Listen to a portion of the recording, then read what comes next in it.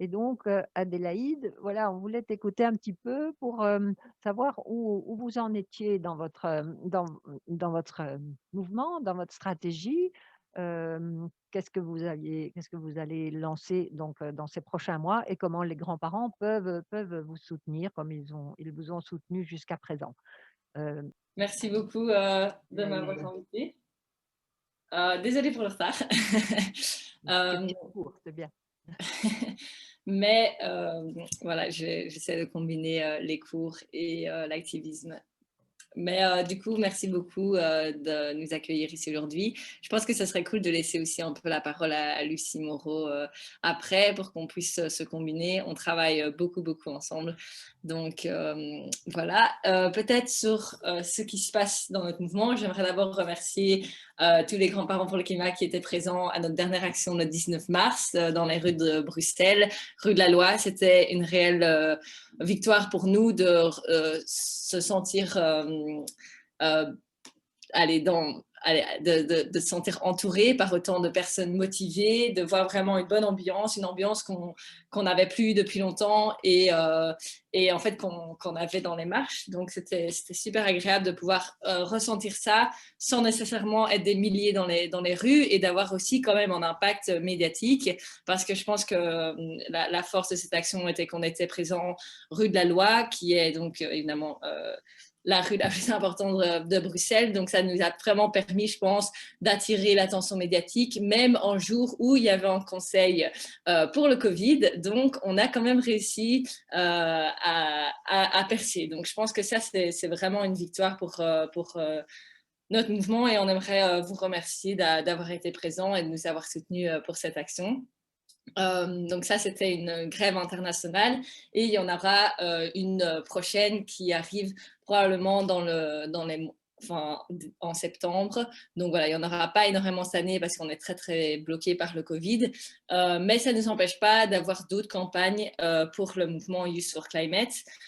Pour le moment, la campagne qui chauffe beaucoup à un niveau aussi principalement européen, c'est la politique agricole commune. On y est retourné. On l'avait un peu lâché ces derniers mois, mais depuis une semaine, on relance la campagne parce que c'est la fin des trilogues à un niveau européen et que cette PAC est clairement en train d'échouer.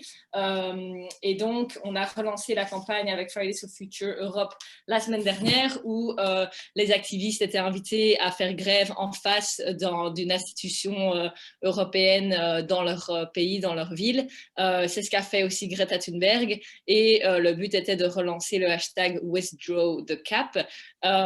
Et dans cette campagne, du coup, à travers cette campagne, ce qu'on va faire aussi, c'est qu'aujourd'hui, nous rencontrons Monsieur Timmermans, le vice-président de la Commission européenne, afin de continuer à mettre une certaine pression sur cette PAC.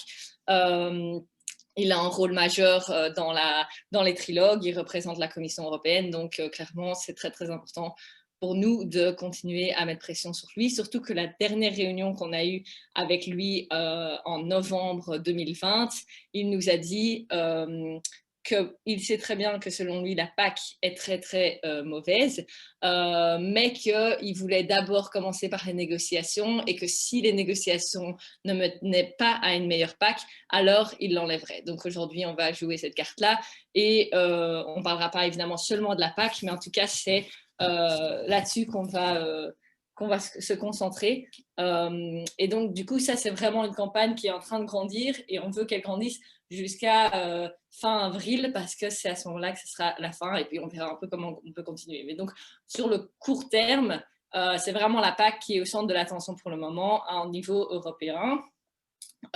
Sur le long terme, c'est vraiment la COP26 évidemment, qui est cruciale. On va vouloir essayer de créer un build-up jusqu'à ce moment-là.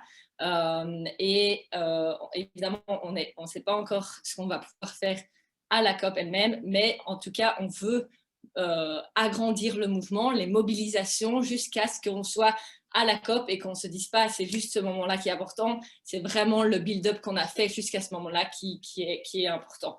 Donc, le but est d'organiser différentes actions jusqu'à ce moment-là, et surtout le but, je pense, pour moi, ce qui est crucial, c'est que on travaille ensemble avec les différents mouvements et organisations en Belgique pour pouvoir créer ce build-up, pour vraiment ensemble se coordonner sur un agenda et sur sur un but commun jusqu'à ce moment-là. Parce que, évidemment, on a été très affaiblis pendant cette période de Covid. Donc, si on veut pouvoir créer quelque chose de fort, on va devoir le faire ensemble. Et c'est vraiment le message que j'amène aussi que j'ai amené à Greenpeace la semaine dernière, au CNCD aussi. Il faut vraiment qu'on travaille ensemble sur un agenda commun. On a déjà une date cruciale, le 10 octobre.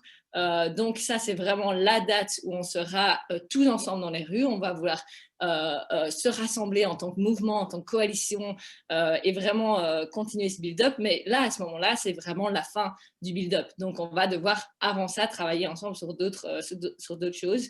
Évidemment, pour le moment, il n'y a pas encore énormément organisé, mais en tout cas, pour moi, c'est un moment, enfin, c'est un truc, allez, c'est clé de pouvoir y travailler. Et Youth for Climate travaille sur une idée de vidéo, de reconstruction de notre mouvement, de relancement du mouvement pour qu'on puisse aller rechercher les jeunes. Et on veut pouvoir travailler sur une vidéo de très très bonne qualité qui nous permettra de relancer le mouvement, d'aller rechercher des jeunes.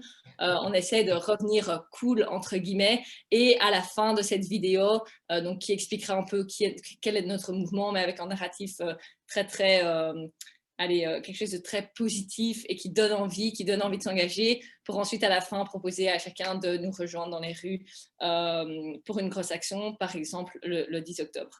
Donc ça, c'est quelques points clés, et on travaille évidemment toujours sur le Mercosur. Ça, c'est juste au long terme.